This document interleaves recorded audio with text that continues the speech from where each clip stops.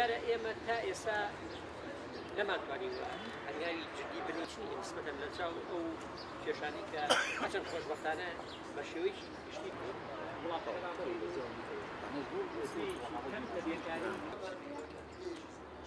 بێکاری ئێرە ئەبرێ بووە لە هەرێ حەڵای پیرۆز سەروەری پاکی و ئاوەکان بەناوی یاهورە مەزداڵ کاکەش بێرە تۆ جۆ بگرە و کاتی هەبێ خۆرەکەم و یاڕەکە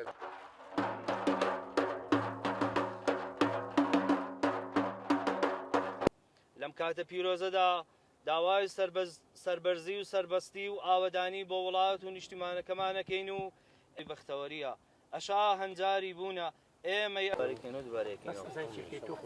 دووبارێکەوە دووبارێکەوە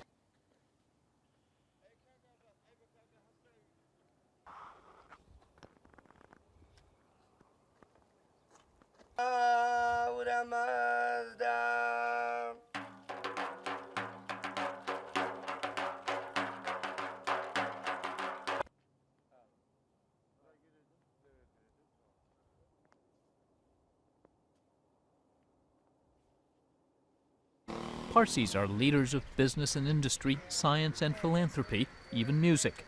Former New York Philharmonic conductor Zubin Mehta is a Parsi from Bombay. The growth of Islam in what is now Iran drove a die-hard Zoroastrian community to seek refuge in western India around 900 AD. They became known as Parsis, or people from Persia. Oblivious to the chaotic street, they come to pray at the sacred well. Parsis honor the skies, water, earth and plants, which, with cattle and humans, are 6 of the 7 creations of Ahura Mazda, the one God. We believe that fire is the 7th creation which Ahura Mazda created, and when Ahura Mazda created fire, life came into the other 6 creations. And in our prayers, we actually address fire as the Son of God. Death in Zoroastrianism is seen as the temporary triumph of evil, not the work of God. Temporary until the day of resurrection and judgment. Heaven can be attained if one's good thoughts and deeds outnumber the bad. Zoroastrian beliefs come from the teachings of Zarathustra, the Persian prophet who lived at least 1500 years before the Christian era.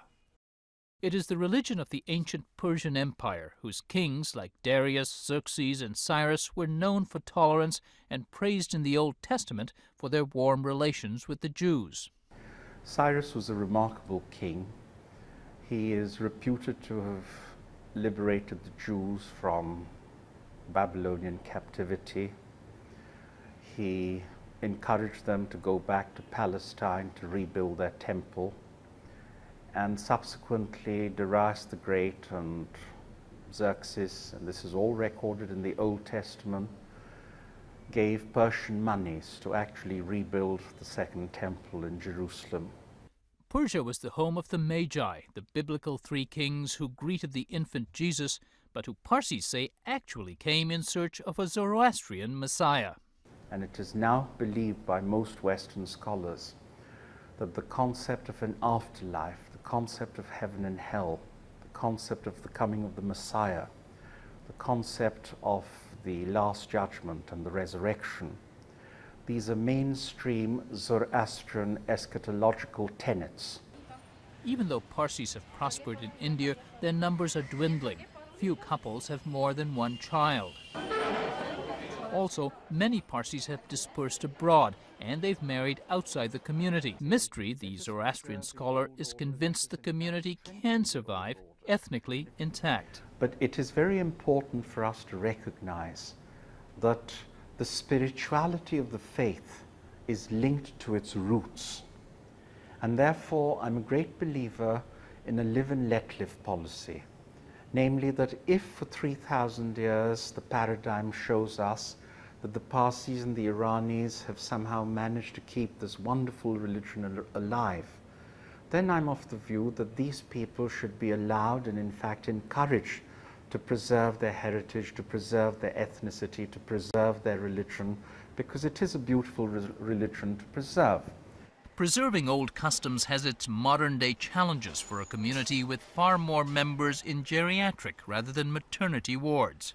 Parsi families are now offered scholarships and subsidized housing if they have more children, a rare policy in one of the world's most populous nations to preserve one of the world's oldest monotheistic religions.